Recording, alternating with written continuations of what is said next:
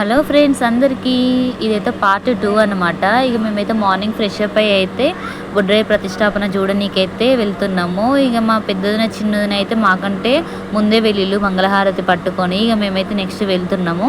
ఇక్కడ అయ్యగారు వాళ్ళు అయితే లోపడ ముత్యము, పగడము, నవధాన్యాలు, ఇంకా చిల్లర డబ్బులు, పువ్వులు ఇవన్నీ వేసిన తర్వాత ముహూర్తం టైంకి అయితే యంత్రాన్ని అయితే అందులో ప్రతిష్టాపన చేసారు. ఈ తర్వాతనైతే బొడ్రాయి కూడా ప్రతిష్టాపన చేశారనమాట. ఇంకా ఫేస్ అయితే రివీల్ చేయలేదు. ఫేస్ కోసం అయితే నెక్స్ట్ పార్ట్ కోసం వెయిట్ చేయండి.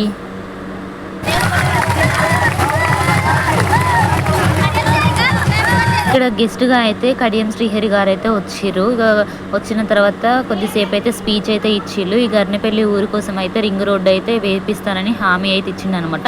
తర్వాత అన్నదానంకి అయితే వెళ్ళిపోయి మంచిగా తిన్నాము. దీన్ని అయితే ఏమంటారో కామెంట్ చేయండి ఫ్రెండ్స్. తర్వాత మా అన్నయ్య వాళ్ళు ఇద్దరికైతే ఇక్కడ సన్మానం అయితే చేస్తున్నారు.